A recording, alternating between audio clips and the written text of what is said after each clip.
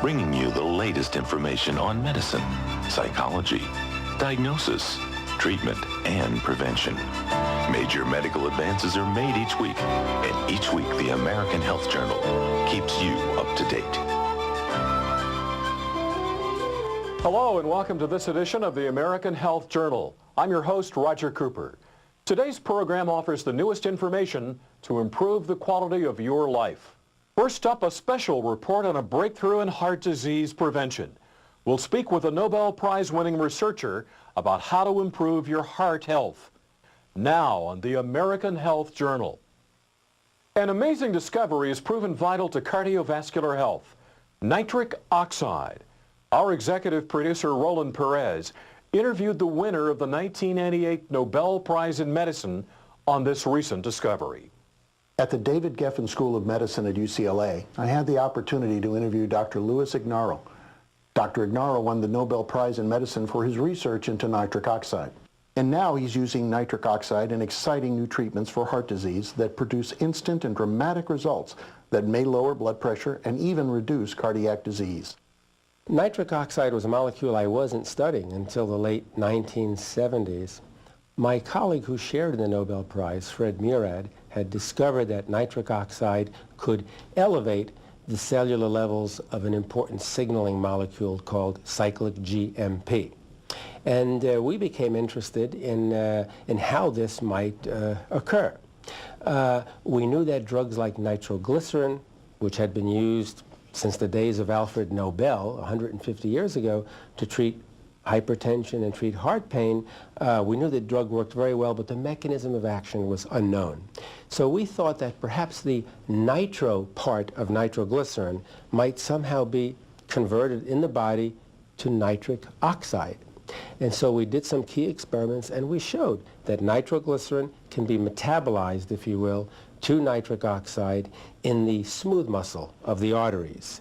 And we then showed that nitric oxide was the active principle responsible for the vasodilating action of the nitroglycerin. So this is how we first started to look at NO, because we suspected nitroglycerin might work through a nitric oxide mechanism.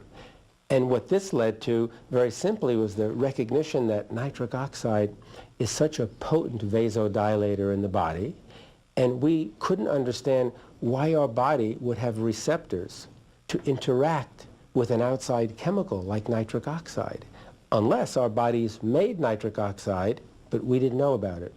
So we set out on a 5-year project. It turned out to be 5 years to try to find and isolate a nitric oxide-like substance in the body, and that's when we discovered that the arteries, the endothelial cells of the arteries, actually make nitric oxide, the same nitric oxide that's generated from nitroglycerin. Once we meaning the scientific community, appreciated the protective effects of nitric oxide in the cardiovascular system, the question asked was, well, how can we stimulate our own nitric oxide production?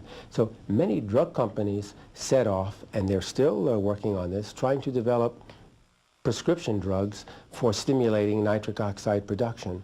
But after understanding the way nitric oxide is produced in the body, we had the idea that we could get by with non-prescription drugs, amino acids, antioxidants, and so on, to stimulate the production of nitric oxide. And what we found was that simple amino acids like arginine and like citrulline, when combined with certain antioxidants like vitamin C and vitamin E, when all of these are taken together, they can markedly boost the production of nitric oxide and also stabilize the nitric oxide, preventing it from being inactivated by those oxygen radicals that I was telling you about. So this is one very simple way to stimulate one's own nitric oxide production.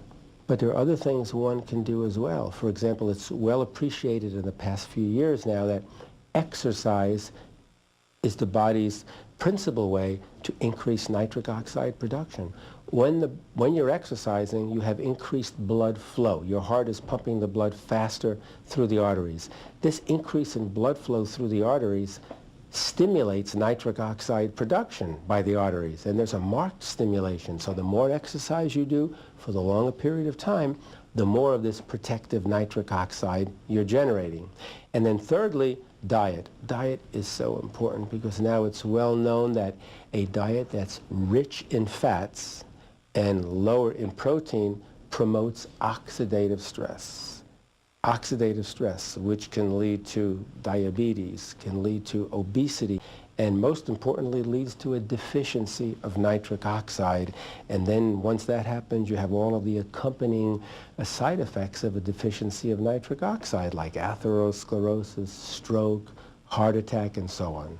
I think that that kind of program would go a very, very long way to maintain cardiovascular protection and probably allow the person, enable the person to live a longer life.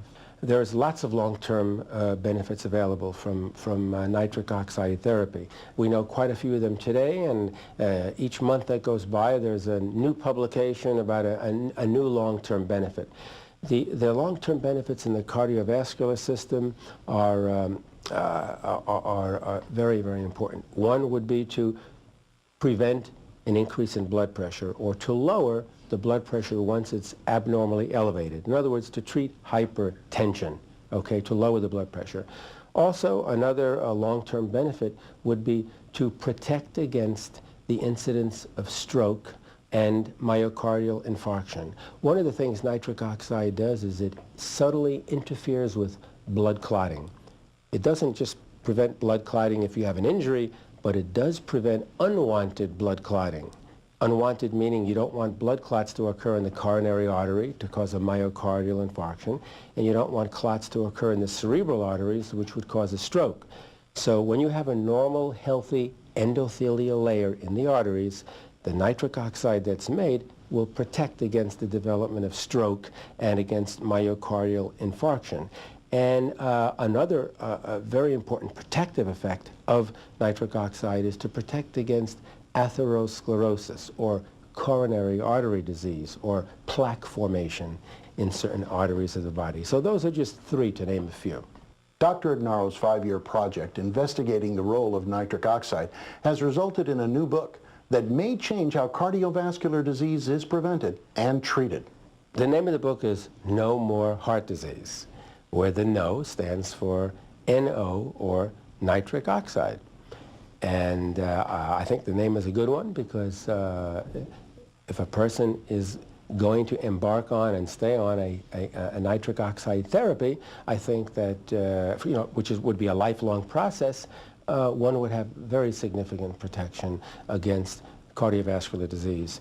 But once an individual has serious cardiovascular disease, there's no question that embarking on nitric oxide therapy does begin to reverse the process. The blood pressure comes down, the cholesterol levels, LDL levels begin to come down, kidney function is restored, limb pain in diabetics disappears, and so on. So that's a restoration of function. So it's kind of a reversal. I'm not saying 100% reversal, but I'm saying it's a gradual reversal. And of course, this has been going on only for 2 years or so. We don't know what's going to happen, 10 years from now. We essentially have just begun to scratch the surface, in my opinion, and in the opinion of the investigators working in this area. So there are many, many things to look forward to with regard to nitric oxide therapy and the possible prevention of other kinds of disorders outside the cardiovascular system.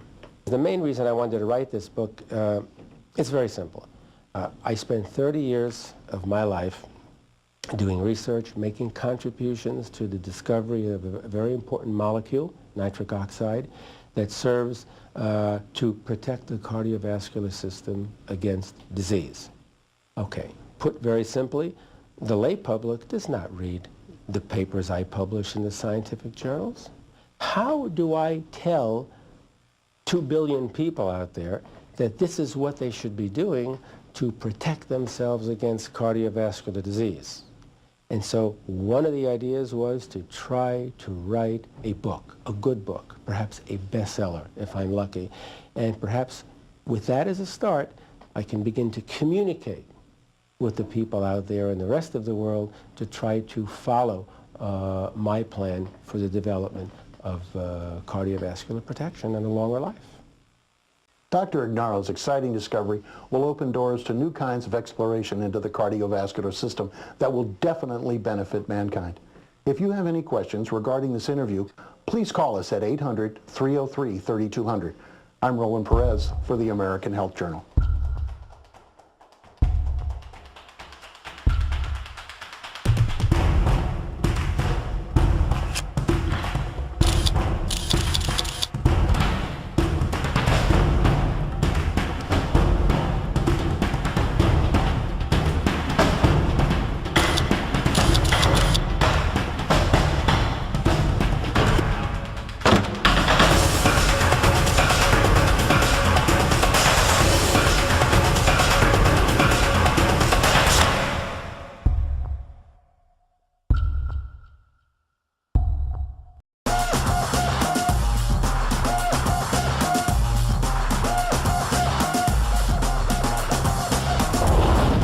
Гербалайф. Мы приносим здоровье миру.